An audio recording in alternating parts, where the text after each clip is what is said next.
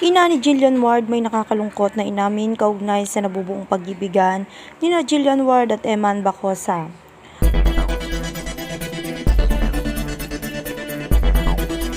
Usap-usapan ngayon sa social media ang umano'y nabubuong pagkakaibigan at posibleng pag-iibigan sa pagitan ng batang aktres na si Jillian Ward at anak ni Manny Pacquiao na si Eman Bacosa Pacquiao. Maraming tagahanga ang kinikilig sa tuwing may lumalabas na balita tungkol sa kanilang dalawa, lalo na matapos silang magkita sa ilang showbiz events. Sa gitna ng mga usap-usapan, napansin din ng publiko ang reaksyon ng ina ni Jillian na si Gerald Ward. Ayon sa ilang ulat at pahayag na kumakalat online, tila may bahid ng lungkot ang kanyang naging komento tungkol sa sitwasyon ng anak.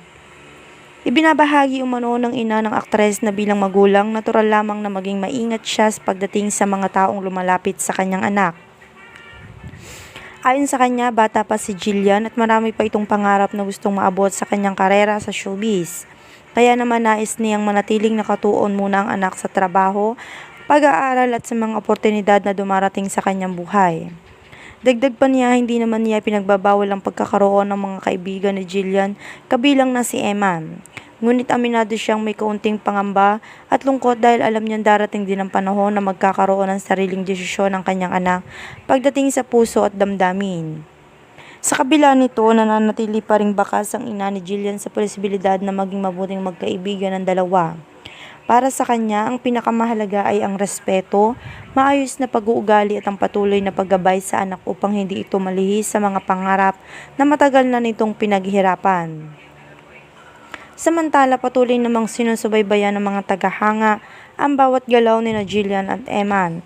Marami ang umaasang kung ano man ang tunay na namamagitan sa kanilang dalawa, ito ay magiging inspirasyon lamang at hindi magiging hadlang sa kanilang mga pangarap.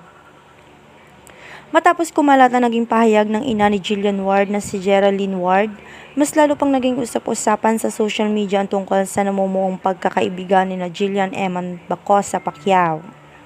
Maraming tagahanga nag-aabang kung ano ang magiging reaksyon ng dalawang kabataan sa mga pahayag na ito. Ayon sa ilang malalapit sa aktres, nananatiling tahimik at maingat si Jillian sa pagbibigay ng komento. Mas pinili niyang ituon ang kanyang oras sa trabaho at sa mga proyekto ng kanyang ginagawa. Kilala si Jillian bilang isang masipag na artista na nagsimula sa murang edad. Kaya para sa kanya, mahalagang mapanatili ang tiwala ng kanyang pamilya at ng mga taong sumusuporta sa kanya. Samantalang si Emma naman ay patuloy ding naging magalang at maingat sa kanyang mga pahayag tungkol kay Jillian. Sa ilang pagkakataon, ipinakita niya ang respeto sa pamilya ng aktres at sinabing nauunawaan niya ang pag-aalala ng isang magulang. Bilang anak ni Manny Pacquiao, alam din niya ang pakiramdam na palaging nasa mata ng publiko ang bawat kilos at desisyon.